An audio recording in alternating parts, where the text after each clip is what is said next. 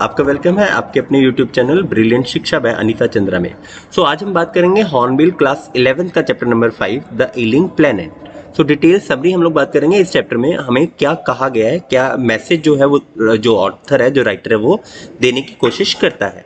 Summary of the ailing planet the green movement rule. तो सबसे पहले हम लोग इस चैप्टर में बात करेंगे जो ग्रीन मूवमेंट है। तो ग्रीन मूवमेंट क्या था कि किस तरह से जो ग्रीनरी को बढ़ाने के लिए जो मूवमेंट चलाए गए थे, तो उनका रोल क्या है।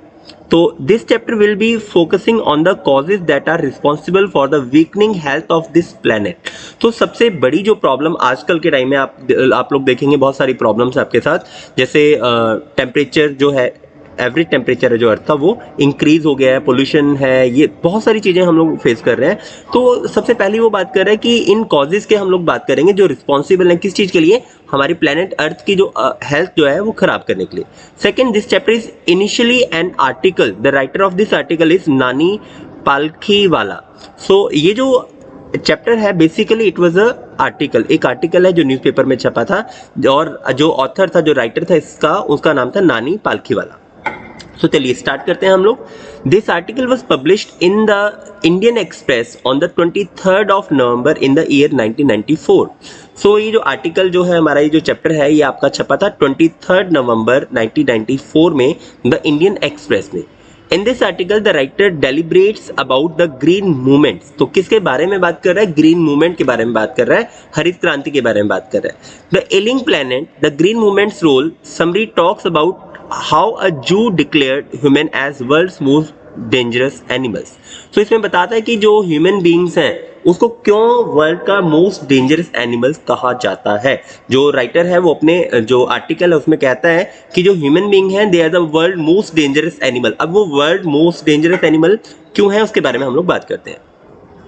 The ailing planet, the green movement's role summary in English. The writer briefs the change in the perception of the societies from a materialistic view to the comprehensive and ecological view of this world। देखिए, अब से पहले अगर आप 10 साल पहले चले जाएं तो जो लोग थे वो कोई भी इन्वायरमेंट बचाने के बारे में बात नहीं कर रहे थे, कोई पेड़ लगाने के बारे में बात नहीं कर रहे थे। हर किसी को एक मेटेरियलिस्टिक चीज़ें चाहिए थी, हर कोई मकान चाहिए, गाड़ी चाहिए, बंगला चाहिए। आप पुरानी फिल्में देख लीजिए, शशि कपूर वो कहता है तेरे पास क्या है, वो कहता है मेरे पास माँ है, गाड़ी है, बंगला है, वो कहता है मेरे पास माँ है। तो किसी को भी पौधे नहीं चाहिए थे, है ना।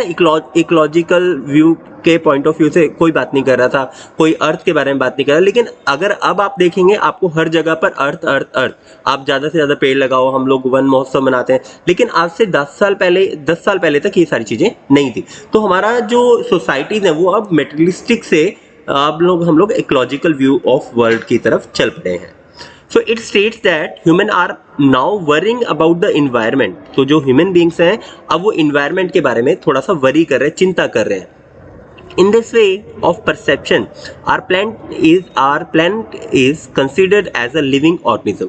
देखिए, अब जो परसेप्शन हमने बना ली है उसके अकॉर्डिंग जो प्लेनेट है उसे भी हम लोग लिविंग ऑर्गेनिज्म में काउंट करते हैं। People consider it as it's having its own metabolic functioning as all other living entities are having। देखिए, हमारे मेटाबॉलिक्स होता है, मीन्स हम लोग कुछ खाते हैं, उसको पचाते हैं, फिर डाइजेस्ट करते हैं। तो इसी तरह हमारा जो अर्थ है, लोगों ने मानना शुरू कर दिया है कि जो हमारा अर्थ है, अर्थ के भी अपना एक मेटाबॉलिज्म फंक्शनिंग है। वो क्या क्या चीज़ें उसके लिए डेंजरस हैं, क्या क्या चीज़ें उसके लिए बेनिफिशियल हैं, क्या क्या चीज़ें उसके लिए बेनिफिशियल नहीं है। Then the author explained the concept of sustainable growth in 1987। तो देखिए, एक सबसे इंपॉर्टेंट कंसेप्ट यहाँ पर आता है सस्टेनेबल ग्रोथ। तो थोड़ा सा बात कर लेते हैं हम लोग सस्टेनेबल ग्रोथ के ऊपर। देखिए, सस्टेनेबल ग्रोथ का मतलब ये है कि आप ग्रोथ तो कीजिए, लेकिन जो आपके रिसोर्सेज हैं आपको उन्हें डिमिनिश नहीं करना है। आपको मीन्स थोड़ा सा दिमाग लगा के उनको यूज़ करना है ताकि आने वाली पीढ़ियों के लिए भी वो यूज़ रहे। फॉर एग्जांपल, आप लोग पेट्रोल का यूज़ आपने ऐसे करना है, मिनिमम यूज़ करना है, ताकि जो पेट्रोल के रिसोर्सेज हैं वो ख़त्म ना हो। जो नॉन रिन्यूएबल रिसोर्सेज हैं उनको हम लोग ख़त्म ना करें। Okay, meets the wants of the current time without losing the ability of upcoming generation to meet their needs and fulfill them। तो क्या कहता है, वो कहना चाहता है कि हम लोगों को अपनी नीड्स को, जो ज़रूरतें हैं उनको पूरा तो करना है, अभी की ज़रूरतों को, लेकिन जो हमारे रिसोर्सेज हैं उनको हम लोग इतना ख़त्म नहीं करना है कि आने वाली जनरेशन के पास वो बचे ही ना। So furthermore, we must utilize the natural resources in such a way that we fulfill our need as well as conserve these resources for the upcoming generation. तो वो ये कहता है कि जो हमारे रिसोर्सेज हैं उसे हमने यूज करना है, लेकिन साथ के साथ हमें कंजर्व भी करना है ताकि आने वाली जनरेशन के लिए वो अवेलेबल हो. People consider themselves as a partner and not a member of this planet. देखिए वेरी वेरी इंपॉर्टेंट बात यहाँ पर कह रहा है कि हमें एक पार्टनर अपने आप को समझना है, ना कि इसका मेंबर समझना है. मीन्स हमें ये समझना है कि ये जो हमें चीज़ें मिली हैं ये हमें हमारे पूर्वजों से मिली नहीं है, हमने आने वाली पीढ़ी को भी देनी है. And not as a member of this planet. In actually we are partners with millions of creature of this entire planet. तो कहता है कि हम लोग जो हैं वो जितने भी मिलियंस ऑफ क्रिएचर्स हैं पूरे अर्थ पर सर्वाइव कर रहे हैं उन सबके हम लोग मेंबर्स हैं, पार्टनर्स हैं. The Global Economic Prospects book point out that the planet major biological system are four, that are fisheries, forests, croplands and grasslands. तो देखिए चार सिस्टम्स के बारे में बात कर रहा है. Number 1 fisheries, number 2 forest, cropland जो आप जहाँ पर आप फसल वगैरह उगाते हैं, और ग्रासलैंड वो जगह है जहाँ पर आप लोग फसल नहीं उगाते लेकिन वहाँ पे ग्रीनरीज है. These virtually consist of all the raw material of industries at present. तो देखिए आपको अगर इंडस्ट्रीज की बात करें तो जो भी वहाँ का रॉ मटेरियल है वो सब आपको या तो फिशरीज से मिलेगा या फॉरेस्ट से मिलेगा या क्रॉपलैंड से मिलेगा या फिर ग्रासलैंड से मिलेगा. तो यही वो बात राइटर कहता है. कहता है a non sustainable utilisation of these resources is occurring. तो कहता है अभी फिलहाल हम लोग क्या कर रहे हैं उसको अंधाधुंध यूज करी जा रहे हैं. हम ये नहीं सोच रहे हैं उसको आने वाले टाइम में जो हमारे आने वाली पीढ़ियां हैं उनके लिए बचाना है. Then the writer is concern about the lessening of the forest land. तो सबसे पहली जो चिंता वो जाहिर करता है राइटर, वो कहता है जो ग्रास लैंड है वो धीरे धीरे हमारा कम होता जा रहा है. The dung which we should use as a natural fertiliser we are generally using to produce fuel. तो कह रहे हैं कि जो हमारा डंग है, काउ डंग फॉर एग्जांपल बात कर लेते हैं, गोबर की बात कर लेते हैं. जो गोबर है वो नेचुरल फर्टिलाइजर था. पहले क्या होता था, हम लोग गोबर को फेंक देते थे ताकि वो किस चीज के लिए काम आ जाता था, एज अ फर्टिलाइजर काम आता था. लेकिन हमने अब उसको क्या करना किया, उसको भी यूज करके उसको उपले बनाने शुरू कर दिए, उसको एज अ फ्यूल यूज करना शुरू कर दिया. On the other hand the soil is not receiving natural fertiliser. तो इसकी वजह से जो नेचुरल फर्टिलाइजर्स है, जो हमारी सॉइल है, जो मिट्टी है, उसको नहीं मिलता.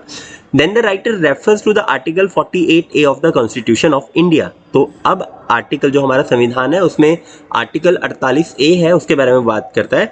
Article 48A states that the state should guard and improve the forest and the wildlife as well, but they do not impose the law appropriately.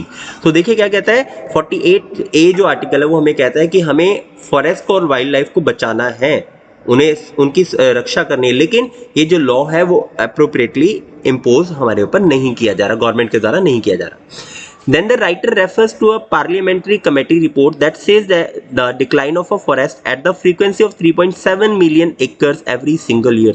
देखिए एक बड़ा हैरान करने वाला ये आंकड़ा है कि एक पार्लियामेंट्री कमेटी की रिपोर्ट है कि 3.7 मिलियन एकड़, इतना ज़्यादा जो एरिया है वो हर साल हमारा जो फॉरेस्ट का वो कम होता जा रहा है. The United Nations cautions that the environment has deteriorated so severely that it is critical in many of the 88 country examined. So 88 देशों को उन्होंने चेक किया और वहां पर उन्होंने देखा कि जो environment है वो बहुत ज़्यादा बुरी तरह प्रभावित हुआ है, बहुत बुरा उसके साथ हाल हुआ है. The population is rising at a very higher rate. Development and growth are the two most appropriate solution to people's problem. तो देखिए डेवलपमेंट और ग्रोथ ये दो appropriate solution हैं लोगों की प्रॉब्लम्स के लिए. With such a population, development is difficult task to do. हमारी पॉपुलेशन बहुत ज़्यादा है और वर्ल्ड की पॉपुलेशन भी बहुत ज़्यादा है, डेवलपमेंट है बहुत ज़्यादा डिफिकल्ट टास्क है. We need a proper family planning to control the situation of the over population. तो अब यहाँ पर थोड़ा सा वो ओवर पॉपुलेशन के बारे में बात कर रहा है कि जो ओवर पॉपुलेशन है उसको कंट्रोल करने के लिए हमें फैमिली प्लानिंग की बहुत ज़्यादा ज़रूरत है और ये लोगों को अवेयरनेस हमें करने की ज़रूरत है. There is a major need to control the population of the earth. The writer at this point once more repeat the positive change in view of the people regarding ecology. Industries must also take responsibility for a better ecosystem. तो कहते हैं कि लोगों का जो नजरिया वो तो इकोलॉजी को लेके चेंज हो गया है, लोगों ने पॉजिटिव थोड़ा सोचना शुरू कर दिया है, लेकिन जो इंडस्ट्रीज हैं उनको भी अपनी रिस्पॉन्सिबिलिटी निभानी पड़ेगी ताकि बेटर इकोसिस्टम बन जाए. चलिए कंक्लूजन की बात करते हैं. Conclusion of the ailing planet, the green movement's role.